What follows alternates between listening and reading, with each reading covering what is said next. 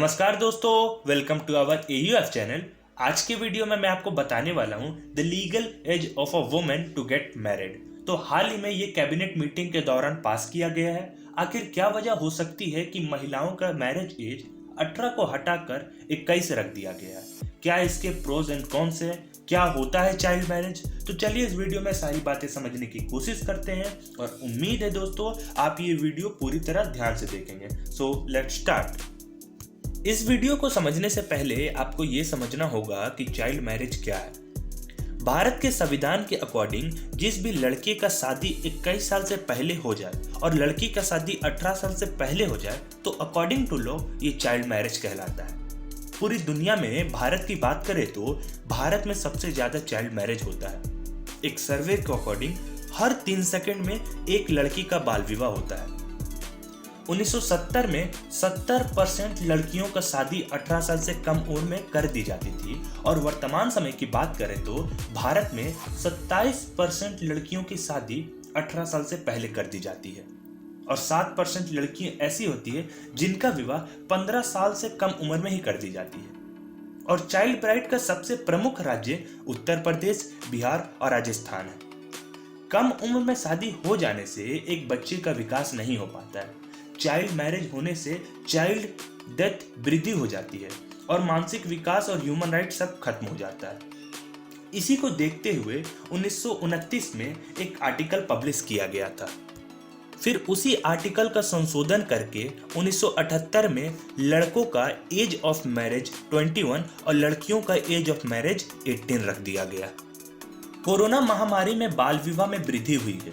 इसी तरह का सिचुएशन को देखकर भारत की सरकार ने लड़कियों का एज ऑफ मैरिज 21 साल रखने का निर्णय लिया है। अभी पूरी तरह ये बात पक्ष में नहीं रखा गया है। अभी ओनली कैबिनेट मीटिंग में पास हो गया है, फिर उसके बाद लोकसभा से पास होगा एंड देन राज्यसभा के द्वारा सहमति जताई जाएगी, देन फाइनली प्रेसिडेंट के द्वारा हस्ताक्षर होगा और फिर ये पूरे इंडिया में लागू हो जाएगा। Senior Congress leader P Chidambaram उनका कहना है कि संशोधित कानून 1 जनवरी 2023 से पहले लागू नहीं होना चाहिए। 2022 का हम लोगों को जागरूक करने में इस्तेमाल करेंगे। शैक्षिक स्थानों में इंफॉर्मेशन देने में होनी चाहिए। स्कूल कॉलेजेस पे इस बिल पर डिबेट होनी चाहिए। आम जनता, ग्रामीण लोग 21 साल की उम्र में शादी होने के बेनिफिट के बारे में उन्हें जागरूक करना चाहिए। उनका ये भी कहना है कि लड़कों और लड़कियों का एज ऑफ मैरिज सेम होना चाहिए। अब सवाल ये उठता है कि भारत की सरकार को क्या आवश्यकता है marriage age of a girl को इंक्रीज करने के लिए। कम उम्र में शादी करने से सबसे बड़ा problem increase in infant mortality rate है, क्योंकि अर्ली एज में लड़कियों का सफिशिएंट अमाउंट ऑफ न्यूट्रिशन नहीं मिल पाता है, जिसके कारण उनके संतान जब होता है तो उन्हें एनीमिया जैसे बीमारी का शिकार होना पड़ता है और इसी कारण चाइल्ड डेथ होता है और इन्फेंट मोर्टेलिटी रेट बढ़ता है और जन्म देते समय संतान का देहांत हो जाता है, जिसे हम मैटरनल मोर्टेलिटी रेट के नाम से भी जानते हैं। और दोनों का इंक्रीज होने का मेन कारण चाइल्ड मैरिज ही है। इसलिए समय समय पर एज ऑफ मैरिज इंक्रीज करने का प्रस्ताव रखा जाता है। शारदा एक्ट जो 1929 में आई थी, उसी का संशोधन करके 1978 में एज ऑफ मैरिज को इंक्रीज कर दिया गया और फिर इस 1978 के संशोधन को एक नया नाम दे दिया गया, provision of child marriage act 2006, जिसे हम PCMA के नाम से भी जानते हैं। कोई भी शादी कानूनी रूप से वैध तभी माना जाएगा जब उसके पास मैरिज सर्टिफिकेट हो और मैरिज सर्टिफिकेट देने का प्रस्ताव द हिंदू मैरिज एक्ट 1955 के तहत माना जाता है, जिसमें महिला का एज 18 साल और पुरुष का एज मिनिमम 21 साल रखा गया है। अब समझते हैं कि आखिर इस एक्ट का विरोध क्यों हो रहा है। एक रिसेंट डाटा जो government agency national family health survey NFHS के द्वारा रिलीज की गई है, चाइल्ड मैरिज 2015 से 2016 के सालों में 27% थी और 2019 से 2020 के सालों में 23%। इसका मतलब कानूनी रूप से अवैध होने के कारण भी चाइल्ड मैरिज 23% है। 18 साल मिनिमम एज ऑफ मैरिज है तब ये सिचुएशन है, तो जब 21 साल एज ऑफ मैरिज होगा तब सिचुएशन चाइल्ड मैरिज का घटने के आधार पर बढ़ जाएगा। पर गवर्नमेंट को सारी प्रॉस एंड कॉन्स उन्हें पता है, उन्हें ये सारी बातें पता है। बट इन दिनों उनके सामने जो सबसे इंपॉर्टेंट मुद्दा है वो है जेंडर इक्वालिटी को लेकर।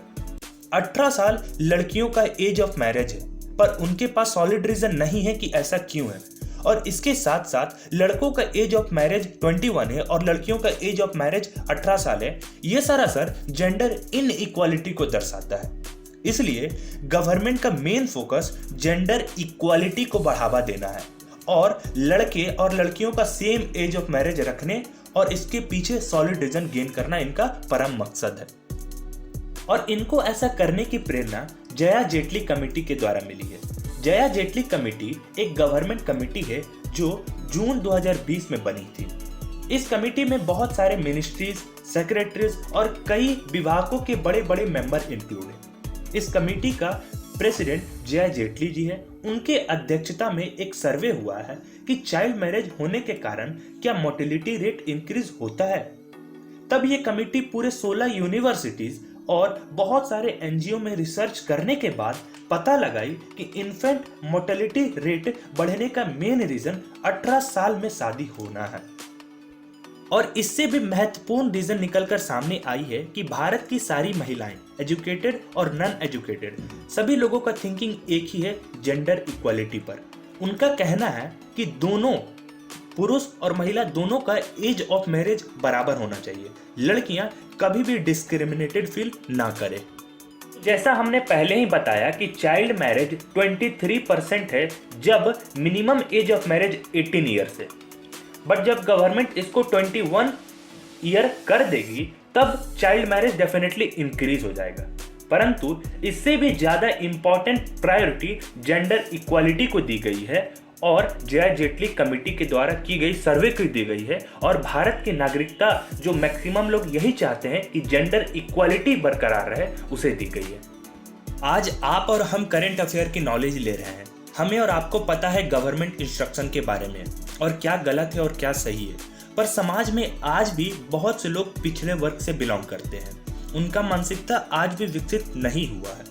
इस आधुनिक युग में भी लड़कियों को बोझ की तरह देखा जाता है, जो सरासर गलत है, क्योंकि लड़कियां इससे खुद में डिस्क्रिमिनेटेड फील करती है। इसलिए सरकार का मेन फोकस है भारत की महिलाओं का पक्ष लेना और जेंडर इक्वालिटी को प्रमोट करना।